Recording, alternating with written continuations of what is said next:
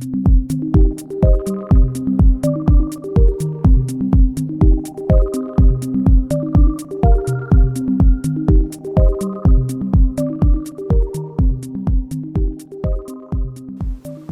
we want to be able to do with this oscilloscope is to actually measure voltage and measure time.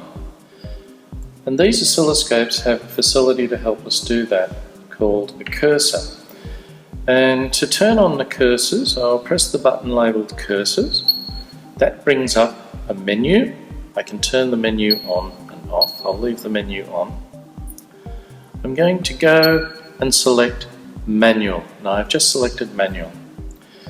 Two different sorts of measurements we can make of voltage and time, and it defaults to voltage, or we could measure time. Let's start with voltage. And let's have a bit of a zoom in and look at these screens.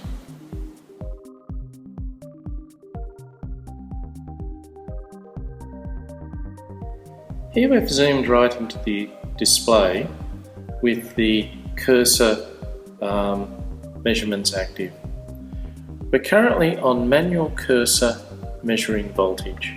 Now there's two cursor lines, there's one up here and there's one down the bottom.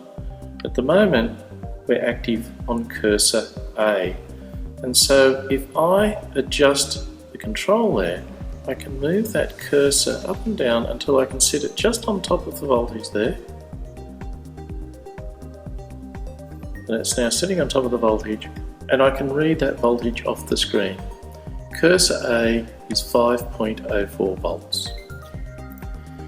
I can now select cursor B, and if I adjust the control, I can move the lower cursor up to just touch the voltage scale. And I can read off the display the voltage of that. Cursor B is on negative 5.04 volts. So cursor B is negative 5.04 volts, cursor A is plus 5.04 volts, and delta V is the voltage difference between them, between those two, is 10.0 volts. And we're losing a bit with round off error there. The oscilloscope's only good to about 2 or at most 3 significant figures.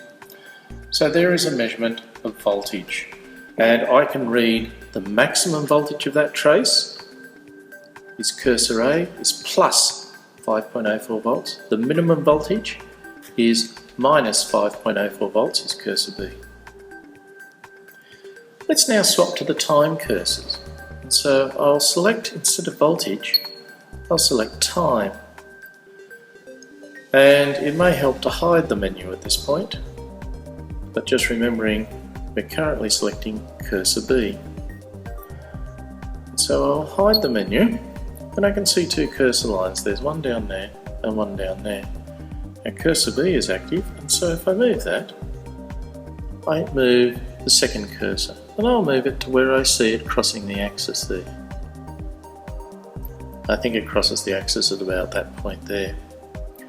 And it's telling me cursor B is at the point 990 microseconds. 0 is centered on the origin, so there's 990 microseconds. Let's bring the menu back again for a second by pressing the menu button. Select cursor A, and now I can move cursor A. I'll turn the menu off.